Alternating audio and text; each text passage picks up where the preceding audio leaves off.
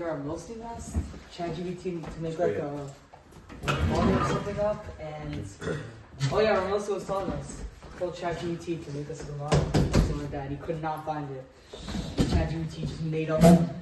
Very creative. Okay. Good morning. Okay, so I'm gonna share this with you if it's all right. Okay, so we're in the middle of the third pasuk in the first Halukah, right? We spoke about before, right? Azar Malekei Ba'idi is really there singing because you could focus on something specific that HaKadosh Baruch Hu does for you. Maybe makes you want to burst out in song. Something specifically for you when you say that pasuk. Now we're up to Al Tiftechu B'nedivim. Don't rely on nobles, on people with kesef, money. People, because there is no salvation. Continuing to the next pasuk, it's Teitze Rucha Yashav Andasai, right? Because when your neshama leaves, when your spirit leaves your body, Yushal Admasa, you return to the earth, you get buried, right? B'yamahu Abdu Ashanesef. On that day, all your plans go poof, right? So we spoke about a little bit last video, right? That the reason why there's different levels of bitachon, right? We talk about, right, and everything in the world is different levels. And we spoke about a Radak who talks about that you could trust in Hashem completely, that He is the one, He's the Mefarnes, He's the one that sustains us, He's the one that gives us our parnasa, and everything that we want. And then there's the lowest level of, I totally remove Hashem from my heart, right? As we quoted that pasuk, the pasuk of Ara Gever Asher Yiftach Ba'adam, the Hashem Yusar. What's the pasuk? I have it written down over here. I'm going to re-quote it wrong, right? Ara Hagever Asher Yiftach Ba'adam B'Shem Basar Zarai, and puts his trust in men and people. Umen Hashem Yasar Liba, and from his heart he removes Hashem. We spoke about, right? So we're saying the highest level is trusting Hashem completely. The lowest level is totally removing Hashem from your heart, right? You trust in the other person, and you remove Min Hashem Yasar Liba, and from your heart you remove Hashem, which the Radak implies, and he writes that there's a middle level that's not so bad. He says Ve'eni Ra. That's if a person trusts in a person that he will help him. V'tiya kavanasei ki be'ezes hakel yochel ad ma'azeret loy. Because really, through Hashem, He's going to be able to help me, right? It's just a shliach, right? Continuing into this concept, there's a Gemara, an interesting Gemara, that says the following, and this is huge. You guys are going to want to hear this. One day you're going to go, Hashem, you'll always be learning, but if you go out to work, right, this is a Gemara that says, Amar Rav Huna bar Bachia, Mishum Rabbi Lazar, Kol HaMishtativ, Shem Shemayim B'Tzarei, someone who goes into a connection, one who mishtatif, he partners up. Great, thank you. Partners up with Shemayim, with HaKadosh Baruch Hu, b'tzarei, in his pain, in his tsar, whatever's going on. Koiflen loy parnasasai. They will double his parnasa. Wow. Okay. What does that mean? So the Vilna Gaon writes, Kol HaMishtatif Shem Shemayim b'Tzarei. What does it mean? It says, Roitz the Loimar, it's a Gemara in Brachos, by the way, Roitz the Loimar, Shemispal al Hashem Yisbarach, that you daven to HaKadosh Baruch Hu, I need something. And you're not thinking about different plans about how you're going to get this, this done. Imagine you're a business guy, you want to make a deal go through, you're trying to convince this guy to sign on the dotted line, right? And you're davening to HaKadosh Baruch Hu, please, make it happen. But we all know that a lot of times in the back of our head, while you're davening Shemona Esrei and you're thinking thinking Hashem, please make this work, you're also okay, so maybe I should say to him, open up in this way, and I should say that line. Maybe I should bring him this as a little gift, and you start coming up with different plans and thoughts and situations and game planning almost everything. And you think about it for a minute, it's so silly because you're standing there in Shemona Esrei, you're davening to the person who is going to decide really if this plan, if this business deal goes through, and in your head you're debating, should I speak to him in a nice tone, should I speak to him in more firm, should I say X, should I say Y, should I say B, all these different things, when you're talking to the one person who's deciding if the deal is going to go through at the end of the day. And he says, Kol Mishtatif, the Gemara writes, that if you want your parnasa to be doubled up when you're in Tsar, it's Shemispal al Hashem Yisbarach ve'enim avakesh tavach loisav li'anatz mimena. Ella mispal vaad. All you do is daven takadosh baruch Hu. All you do is Hashem, please help me in whichever tsar you're going through, whether it's business or anything else. Otherwise, all other plans and tricks and thoughts you push to the side. That's how you double your parnasa, according to the Torah. But back to these psukim. If you think about it, right? Why shouldn't, just in a basic level, let's just not talk about too much about bitachon and Hashem, right? It's just going, if you think about it just logically, right? Many times people, you ask for a favor, and so many different things just pop up, right? One, today I could say, yes, I'll help you out tomorrow, and then the next day, how many times you get a text, sorry, something came up, or sorry, I slept late, or, I'm busy, right? So many different things come up. You never really know if a person is going to be there when you actually need him. You never know if this person can actually help you out. There's an interesting medrash that talks about the Bnei Yisrael before Moshe died, right?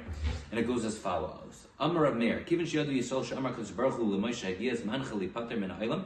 Since the Jewish people, they knew that Hashem said, Moshe, it's time for you to, pass away. Kol Yisrael v'Amalei, they all went over to him and they told Moshe, Rabbeinu Moshe,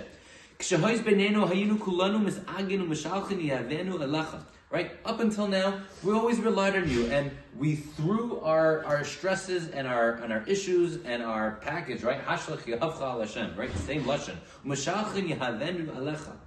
Right? We threw our issues upon you. Now, who's going to stand for us? Who's going to be after you? Who are we going to rely on? Who are we going to hope to? Right? Moshe Rabbeinu, you're passing away. You were there for us up until now. What are we going to do now? So what does Moshe answer? He says, "Va'amar lahem al tiftechu b'nedivim." Right? Just like our pasuk. Don't rely on nobles.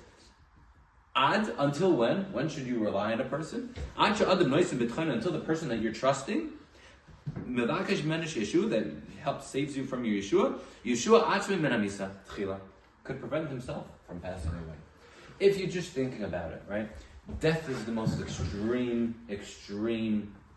example of why a person who maybe one day said, I'll help you out, and then at the end of the day can't help you out because he's not alive, he's not existing.